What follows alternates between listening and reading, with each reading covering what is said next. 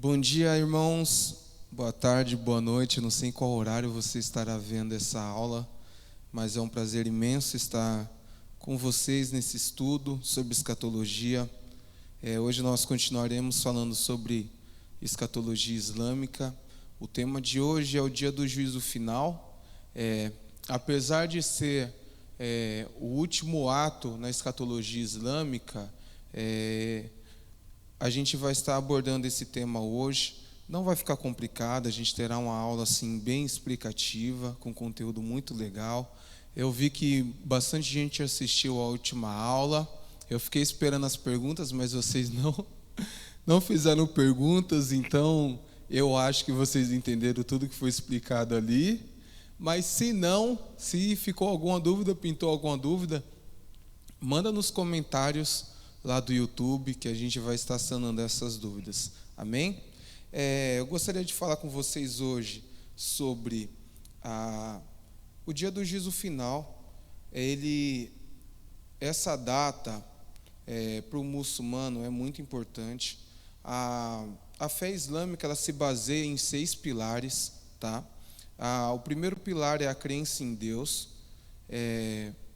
A crença em Deus, para eles, é acreditar que Deus está acima de tudo, que está em primeiro lugar, Ele é o mais importante. Ele, como se fosse um firmamento na fé deles mesmo, realmente, porque assim, Ele é um Deus único. Eles falam que Deus não gerou, nem foi gerado, que não há outra divindade a não ser Deus. Então, esse é o primeiro pilar, que é a crença em Deus e a crença no profeta Maomé. Então, o primeiro pilar da fé islâmica é a crença em Deus, num Deus único, e a crença que Maomé é seu profeta. Amém? A segunda crença deles é a crença nos anjos. Essa é uma crença na seguinte questão: eles acreditam que os anjos são criaturas de Deus, que os anjos são os mensageiros de Deus, e eles têm vários anjos que são citados no Alcorão, nos hadiths. Nós temos o anjo Gabriel, nós temos Malik, nós temos Israfil e outros anjos também, o anjo da morte, por exemplo, também. Acreditar nos seus mensageiros é o terceiro pilar da fé islâmica. Eles acreditam em 25 profetas. 25 profetas foram mencionados no Alcorão, no caso, né? Estes profetas são Adão, Enoque, Noé, Éber, Selá, Abraão, Ló, Ismael, Isaque, Jacó, José, Jó, Jetro, Moisés, Arão, Ezequiel, Davi, Salomão, Elias, Eliseu, Jonas, Zacarias, João Batista e Issa, que eles falam que é Jesus, e Muhammad, que é Maomé. Existem inúmeros outros profetas, e eles acreditam que Maomé é o último profeta e não haverá nenhum depois dele. É dever dos muçulmanos enviar súplicas, a paz e bênçãos de Deus quando citam os nomes de qualquer um dos profetas. Então, quando a gente ouve sheiks, quando a gente ouve os estudiosos muçulmanos, um muçulmano comum mesmo citar, por exemplo, Maomé, eles falam que Muhammad, que a paz de Deus esteja com ele e com a sua descendência, por exemplo. Então é comum na cultura deles, na religião deles, eles falarem isso, ok? O quarto ponto, o quarto pilar, acreditar nos seus livros. Então o quarto pilar é a crença nos livros de Deus. Eles acreditam que para cada povo foi enviado um livro, um escrito do Senhor, direto dos céus. Há 4 livros conhecidos pelos muçulmanos, pelo homem, né, que são a Torá, enviado para o povo de Israel, através do profeta Moisés. Nós temos os Salmos, que é chamado de Zabor, enviado juntamente com o profeta Davi, que para eles Os Salmos é um livro inspirado por Deus também. O Evangelho, que é enviado com o profeta Isa, Jesus, àquele povo ali judeu, no início do cristianismo. E o Alcorão, que é enviado com o profeta Muhammad. Os muçulmanos devem acreditar em todos esses livros, tá? Segundo a crença islâmica, eles devem acreditar em todos esses livros, e não apenas só no Alcorão. Porém, eles falam que houve adulteração nesses livros que eu citei, na Torá, nos Salmos e no Evangelho. Então, apenas o Alcorão deve ser fonte de conhecimento religioso nos tempos atuais. Então, apesar deles falarem que acreditam nos outros livros, que os outros livros foram revelações, eles dizem que foram adulterados. Então, já não é mais a palavra de Deus. Foi mexido, foram colocadas partes ou tiradas partes. Então, assim, já não é mais a revelação de Deus, e somente o Alcorão é a revelação de Deus. Amém? A quinta crença é a crença no dia do juízo final. O quinto pilar da fé é a crença no dia do juízo final. Este é o dia em que todos seremos responsáveis por todas as nossas ações, boas ou ruins, grandes ou pequenas. Em nossas vidas, precisamos acreditar que tudo o que fazemos terá influência sobre o dia do juízo final. Ninguém, mas Deus sabe quando esse dia vai chegar. Por isso, cabe a nós viver cada dia como se fosse o nosso último. Então, eles acreditam que o dia do juízo final, para eles, é muito forte esse dia. Todas as suras, elas vão falar sobre o dia do juízo final. De algum modo, vai citar o dia do juízo final. E esse quinto pilar, ele é tão importante porque sem essa crença, você não é muçulmano. Porque todo muçulmano, ele crê que chegará um dia de um julgamento, um dia onde serão pesadas as ações boas e as ruins, e onde as pessoas serão separadas para o inferno ou para o paraíso. E a sexta crença é a predestinação. Esse é o último pilar. Ele significa que Deus sabe de tudo que irá acontecer conosco. A predestinação para o islamismo significa que Deus já sabe todas as nossas ações e tem escrito essas ações num livro. Apesar de nós não sabermos, Deus já sabe e já tem tudo escrito. E no dia do juízo final, isso será posto à prova para trazer a defesa ou a condenação dos crentes, do muçulmano, no caso. O Alcorão, segundo muitos teólogos e sábios do Alcorão, dizem que ele trata de 4 temas. O monoteísmo, ele trata sobre profetas, história dos povos, ele trata sobre leis, regras e sobre o dia do juízo final.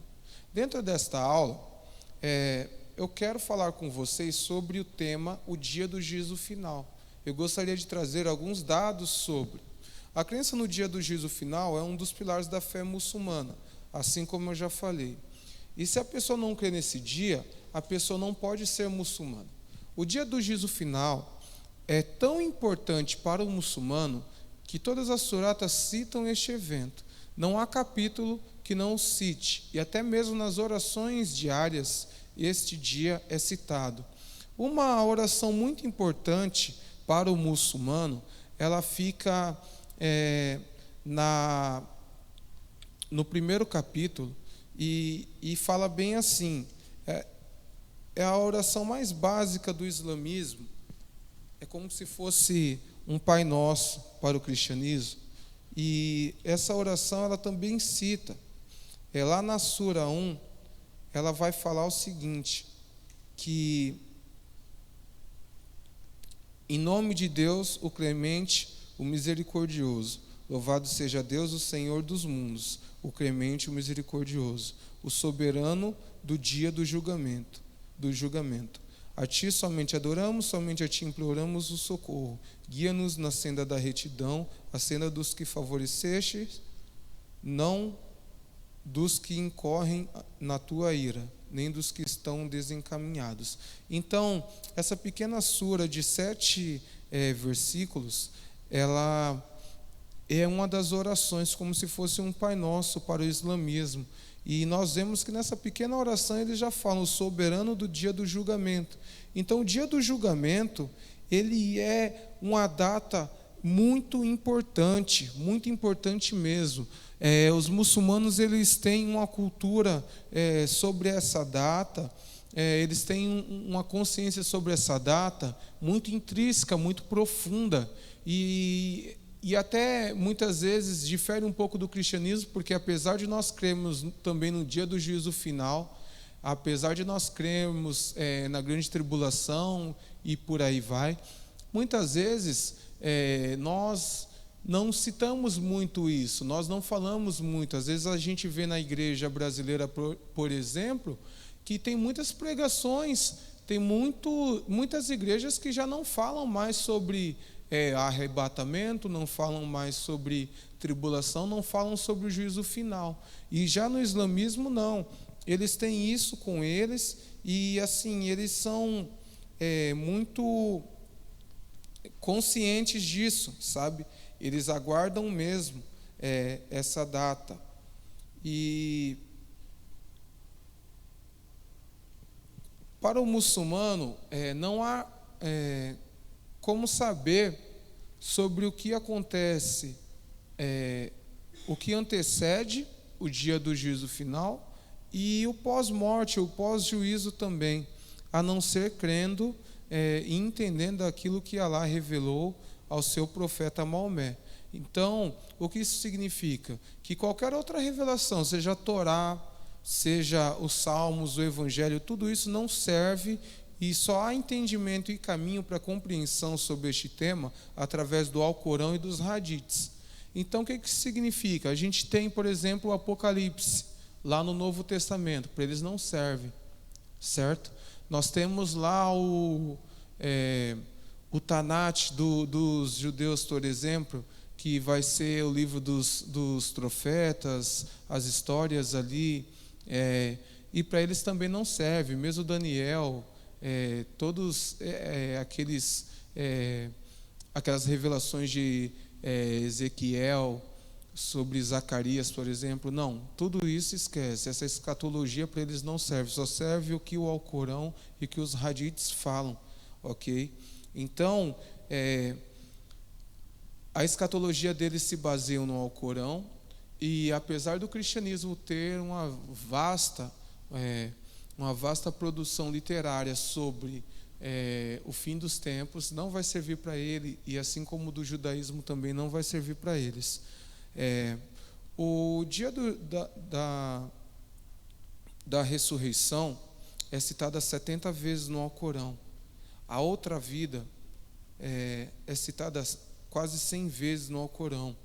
A outra morada, a hora, o envio, o dia da saída, o dia que as pessoas sairão do seu sepulcro para o julgamento, o dia da separação, que serão separadas paraíso e inferno, o dia do arrependimento, o dia da congregação, o dia do tremor, o grande estrondo, todos esses são nomes que se referem ao dia do juízo final.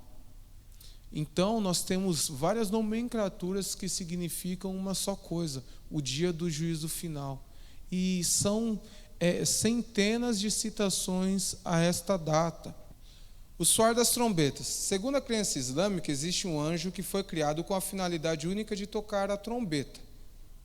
O nome dele é aquele anjo que eu já tinha citado já, Israfil. Ele foi criado com o único propósito de tocar a trombeta no dia do juízo final.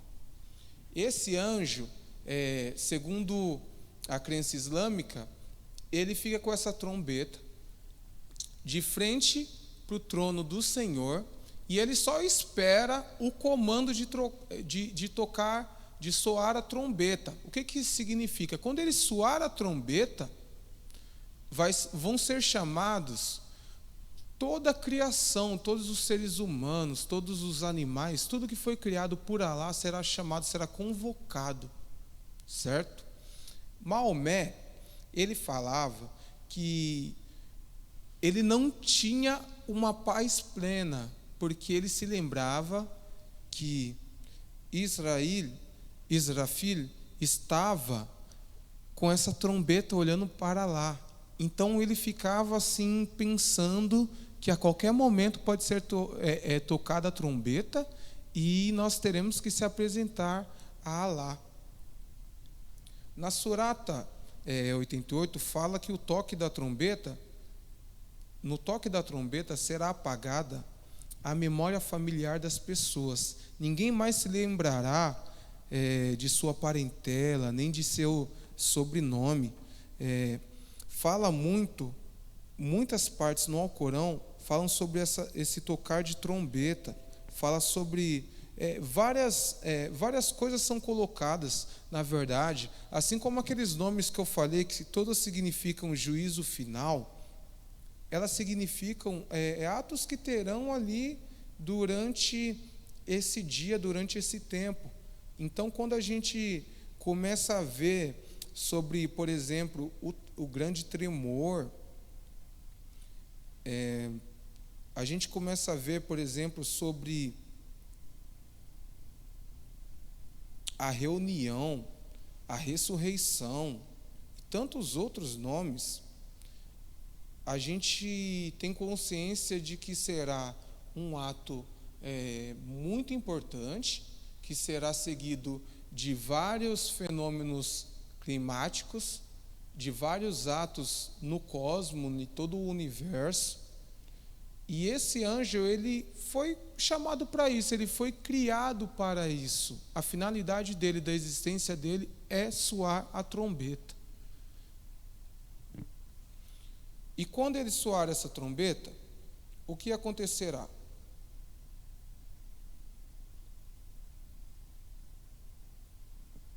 O Alcorão fala sobre 2 momentos de soar a trombeta.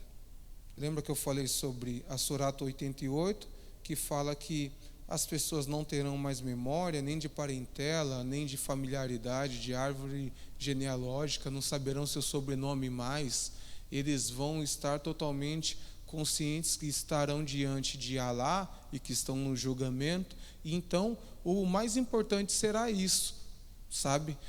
Até uma coisa que Maomé fala lá nos hadiths, que as pessoas estarão sem roupa, todos estarão pelados.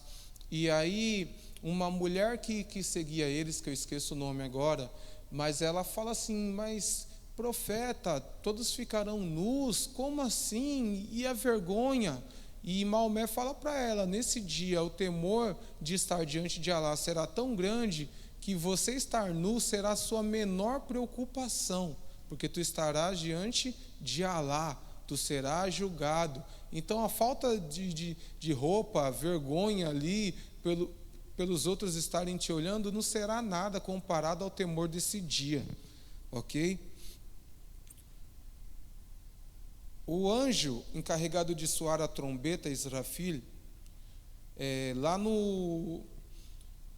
na Surata 39, 68, fala assim: a trombeta será tocada para que todos aqueles que estão nos céus e todos os que estão na terra se prostrem, exceto Deus. Ela será tocada de novo, então eles se levantarão aguardando. Quando Israfil soar a trombeta, toda a humanidade e animais morrerão. Como mencionado nos hadiths, permanecerão 4 anjos vivos: Gabriel, que é o anjo mensageiro, Miguel, Israfil e o anjo da morte. E um a um, todos os anjos que sobrarão serão mortos, e só restará Alá como único. Como que vai acontecer isso? É o seguinte: soa a trombeta, toda a criação morrerá. Morreu. Ficam só 4 anjos: Miguel, Gabriel, Israfil e o anjo da morte.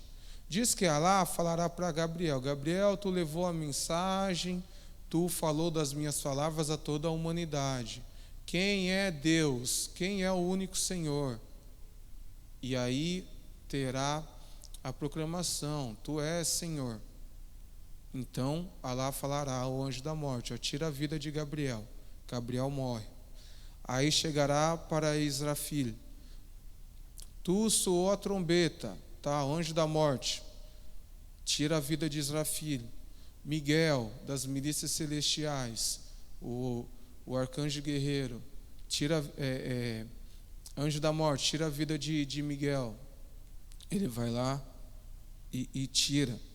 E depois sobrará o anjo da morte, e Deus tirará também a vida do anjo da morte, certo? E aí o que acontece? Depois de mortos, Alá sacudirá todo o universo e perguntará se resta alguém além dele e se há outra divindade. Em seguida, Alá dará vida novamente a Israfil e falará: toque a trombeta novamente. E aí, nesse segundo toque, o que vai acontecer? Quando Israfil tocar a trombeta novamente, se dará vida novamente a toda a criação. Toda a criação será novamente ressuscitada, voltará a existir. E as almas serão ressuscitadas, e começará o julgamento final. E neste julgamento serão separados os predestinados ao inferno, Janã, e ao paraíso, Janá.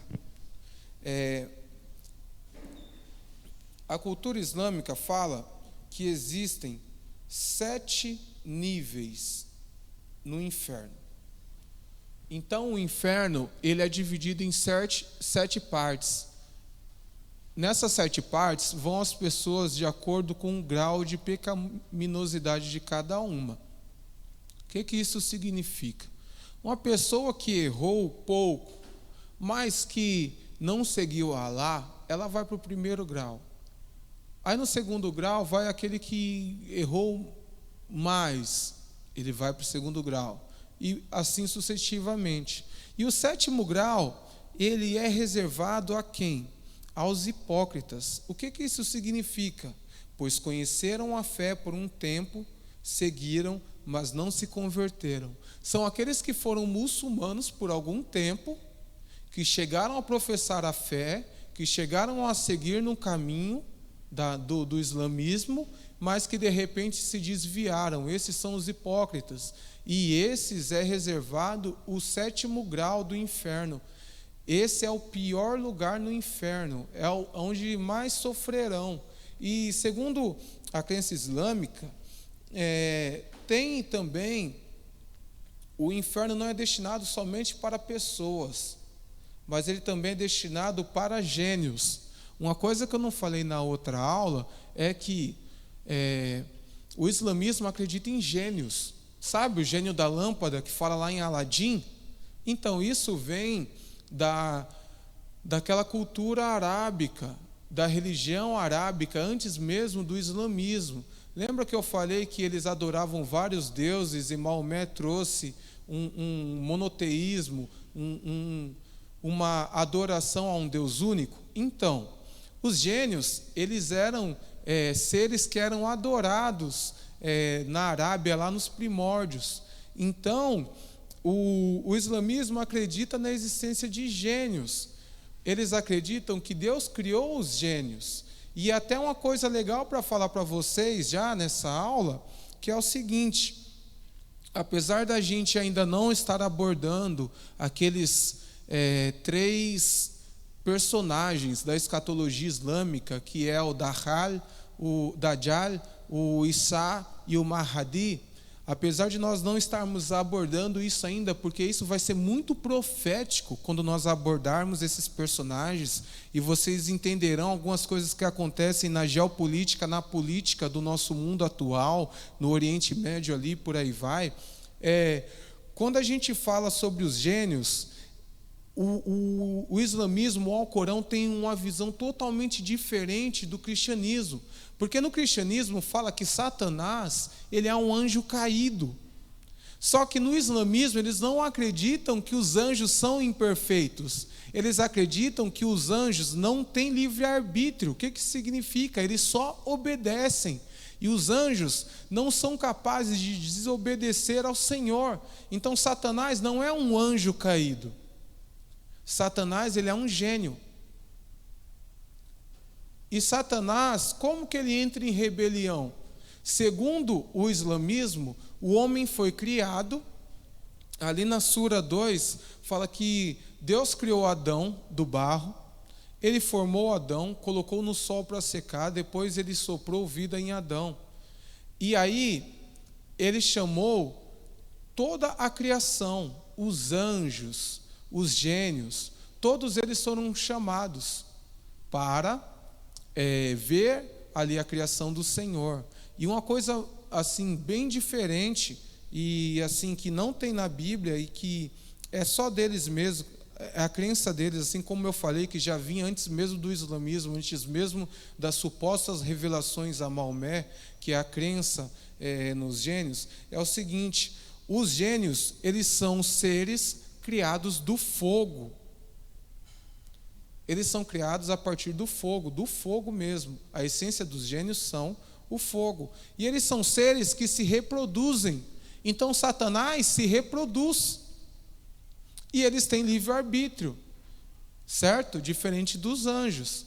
E aí o que acontece? Quando o Senhor cria Adão, ele fala: se prostrem diante da minha criação.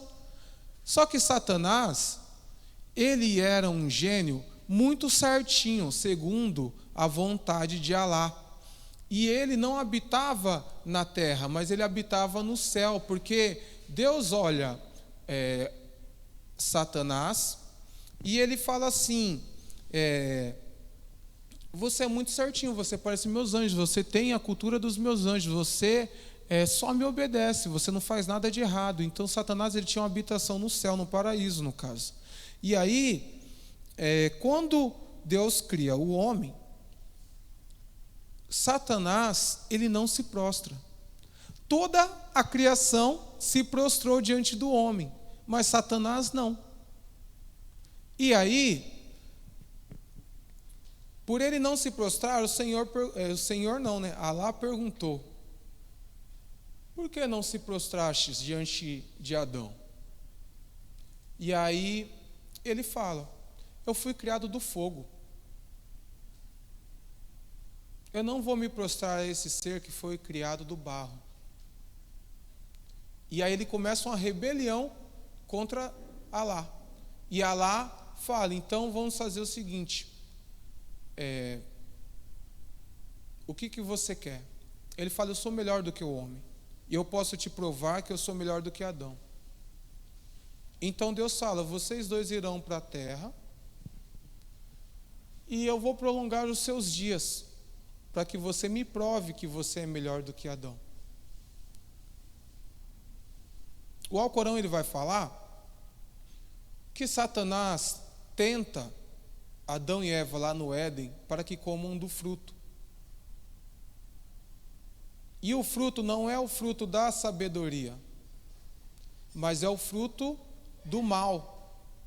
Então a árvore na qual Adão e Eva se alimentam não é a árvore da sabedoria que traz o conhecimento, não é a árvore do conhecimento, é a árvore do mal.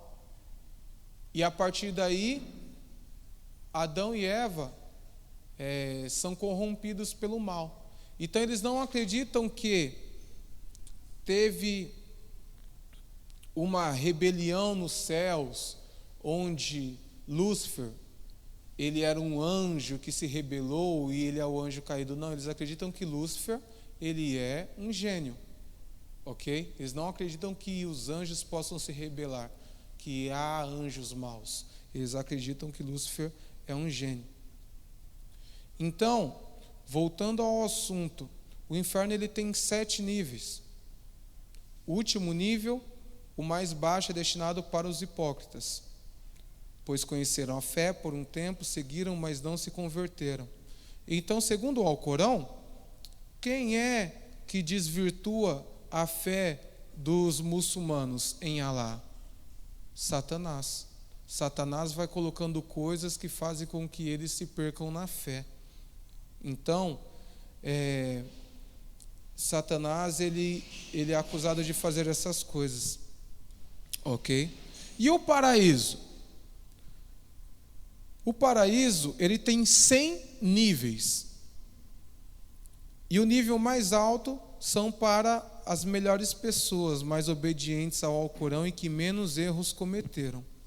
O Alcorão descreve o Janá como um belo lugar de retorno final, um jardim da eternidade, cujas portas estarão sempre abertas para eles. Alcorão 38, do 49 ao 50.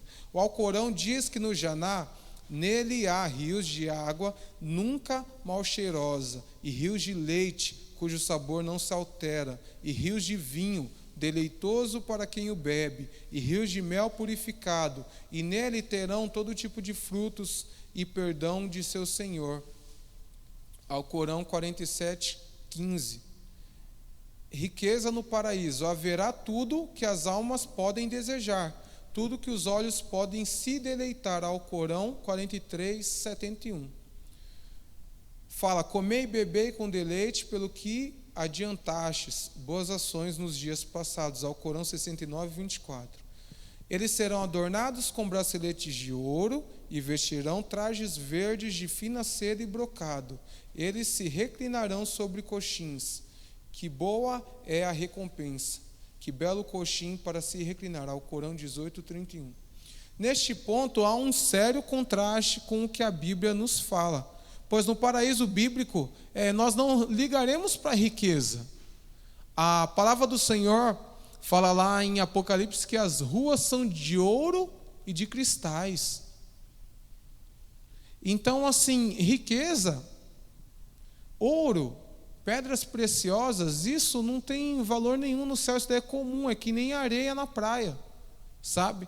Já no Alcorão, não. No Alcorão, eles têm a visão de que terão riquezas, de que os desejos que eles tinham aqui na terra, eles terão lá no paraíso e serão saciados. Entende?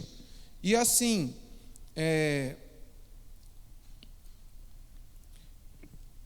quando a gente estuda o Alcorão, estuda uma outra religião, a gente tem que ter como prisma, como base, a nossa Bíblia, certo? Então, assim como eu falei no começo, nós sabemos que Deus enviou outros livros a outros povos. O muçulmano ele vai dizer que ele acredita na Torá, nos Salmos, no Evangelho, mas eles rejeitam tudo isso por estar deturpado e acreditam só no Alcorão. E aqui a gente tem que ter o entendimento de que a nossa palavra fala que se alguém trouxer um outro evangelho diferente do que esse que está sendo pregado, que seja anátema. A nossa revelação, a Bíblia, ela é a verdadeira revelação do Senhor. Apesar de nós termos o Novo Testamento, que foi ali escrito pelos discípulos de Jesus, pelos seguidores de Jesus, nós não rejeitamos a Torá, nós não rejeitamos o Tanate, nós não rejeitamos. Todos esses são englobados, são agrupados na nossa Bíblia, no nosso compilado de textos, e nós temos a nossa fé, base doutrinária, na palavra do Senhor. Porque desde Gênesis até Apocalipse, nós temos uma pessoa que é evidenciada em todos os livros, que é Jesus, o Messias. Ok? Já no Alcorão, não. Nós vemos essas contradições do dia do julgamento, por exemplo, porque não fala na Bíblia sobre essa questão de Deus ter que matar toda a criação para depois ressuscitar. Não fala sobre ficarem 4 anjos e Deus ter que ficar proclamando que eu sou o Senhor, não há outra divindade além de mim. Deus ele já sabe disso. Na Bíblia fala que ele já sabe disso. A palavra fala que Deus amou o mundo de tal maneira que deu seu Filho unigênito para todo aquele que nele crê, não pereça, mas tenha vida eterna, que fala lá em João 3,16. E quem que é o Filho de Deus? Jesus. Uma das crenças do Islã é dizer que Deus não criou, não gerou, nem foi gerado. E assim, quando eles falam, por exemplo, sobre Muitas vezes a gente vê os muçulmanos falarem que gostam dos cristãos. Mas você sabe qual que é o verdadeiro cristão segundo a doutrina muçulmana? Não. Então você vai ter que assistir as próximas aulas. Porque quando eu começar a falar sobre Isa, sobre Jesus, a visão que eles têm sobre Jesus, quando eu começar a falar sobre o Mahdi, vocês vão entender que nós estamos errados, segundo eles. Mas nós sabemos que não. E há uma disputa muito grande. Porque eles veem os cristãos, apesar de muitas vezes eles irem nas mídias, nas TVs e falarem que não, são nossos irmãos e tudo mais, eles querem converter os cristãos. Em muitos países muçulmanos eles querem converter à força. Você tem que negar a sua fé no cristianismo. Não é verdade? E lembrando, eu falei hoje sobre o dia do juízo final. Eu falei sobre a visão do paraíso segundo o islamismo. Eu falei sobre a visão do inferno segundo o islamismo. Eu falei sobre Satanás, a visão que eles têm, qual que é o entendimento que eles têm de Satanás segundo o islamismo. E aí nas próximas aulas a gente vai voltar um pouco. Apesar de eu já ter falado do dia do juízo final, nas próximas aulas a gente vai falar o que antecede o dia do juízo final. Porque segundo a crença que eles têm, tem algumas questões que terão que acontecer. Tem um pré-juízo, um tempo antes do juízo. E nesse tempo, eles acreditam em sinais que acontecerão. Quais são esses sinais? Presta muita atenção. Depois a gente vai fazer um slide sobre isso para ficar bem fixo. Os sinais para o Islã de que estão no período final e que necessitam do Mahdi para trazer a restauração da religião islâmica no mundo são: a feitura de orações regulares será descontinuada. Paixões carnais serão incentivadas abertamente.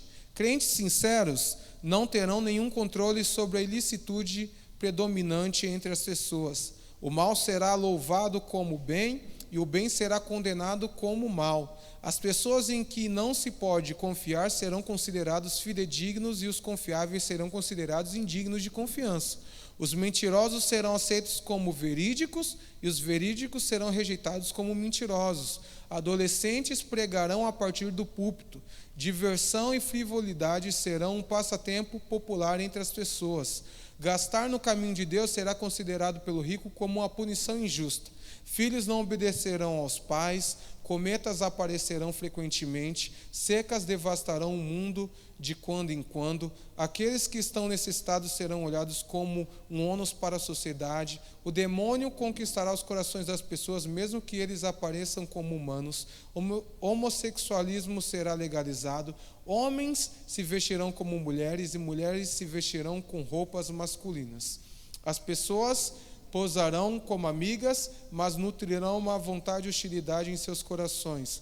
Os muçulmanos vestirão seda e ouro, usura e suborno se tornarão comum, e instrumentos musicais e jogos de azar serão as principais fontes de divertimento. Falta de religião será um sinal de distinção. O rico irá para a peregrinação com um piquenique, a classe média a usará para fazer dinheiro e o pobre para se passar por piedoso. O Alcorão será estudado apenas para se mostrar aos outros e não para buscar a verdade. Haverá um grande número de filhos ilegítimos entre as pessoas. Mulheres abandonarão o hijab, o véu, e se engajarão em moralidade livremente. Chuvas fora de estação acontecerão em abundância. Adultério se tornará algo da moda, de bom gosto moderno. Devido ao declínio da taxa de natalidade, haverá um homem para cada 50 mulheres. Todos esses são pontos que antecedem o dia do juízo final. E a evidência de todos esses pontos traz na comunidade muçulmana, a necessidade da aparição do Mahdi, do seu Messias. Então, nas próximas aulas, nós estaremos falando sobre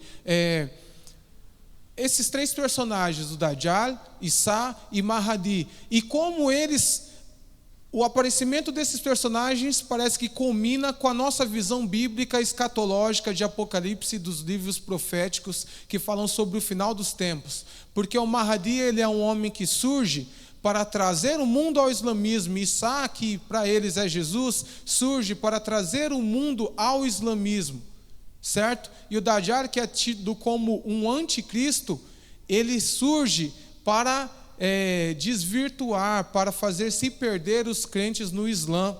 Então, assim, gente, as próximas aulas será de rachar o coco. Vai ter muito conteúdo, muita coisa legal, e vocês vão ficar craques, vocês vão entender profundamente o que é isso. E porque qual que é a necessidade disso? Por exemplo, em Moçambique, que é um país que fala português. Lá tem muitos cristãos, mas lá também tem muçulmanos. E o Islã, ele prega, às vezes não, muitas vezes ele força o cristão a se converter a eles. E muitas vezes a gente tem visto, por exemplo, nesses dias atrás eu estava vendo um podcast onde foi um sheik, e eles falam do islamismo de uma maneira assim muito bonita, a religião da paz e por aí vai. Só que, gente, a realidade é outra. E nós cristãos, nós temos que estar preparados para entender tudo isso, para defender a nossa fé e, se necessário, para pregar aos muçulmanos. Ok? Porque eu acredito que Jesus ainda faz. E a verdade é que em vários países muçulmanos, Jesus tem aparecido em sonhos, em visões, e eles têm se convertido ao islamismo. Eu vi um desabafo de um sheik lá na África, que ele fica bravo porque muçulmanos estão se convertendo ao cristianismo, porque os muçulmanos eles vão nas igrejas cristãs, recebem cura, veem sinais, prodígios e maravilhas, e eles falam: nós não precisamos disso, nosso milagre já é o Alcorão, então não vão para as igrejas cristãs. Então o nosso Deus continua fazendo e evidenciando que Ele é Senhor e Rei sobre todas as nações, e que nada pode tirar o mover do Senhor, do Jeová Rafá, do Jeová Jiré, do Pai de Jesus e do Filho de Deus, que é Jesus Cristo. Amém? Então, nas próximas aulas, a gente entrará a fundo nessa escatologia atual, porque o Mahdi, ele é um personagem muito importante, e nós entenderemos o que o inimigo tem feito nas sociedades, nas culturas, em outras nações, e nós nos prepararemos para enfrentar isso, ok? Então, muito obrigado pela atenção de vocês. Curta, comenta, compartilha esse vídeo, envia para outros irmãos de outras igrejas que de repente não tem um conteúdo desse na igreja deles, mas envia para eles, para que eles saibam também, para que não caiam nas falácias de Satanás e que sejam cristãos mais maduros, com a cosmovisão mais sadia e com a apologética forte, ok? Muito obrigado pela atenção de vocês e até a próxima aula na semana que vem.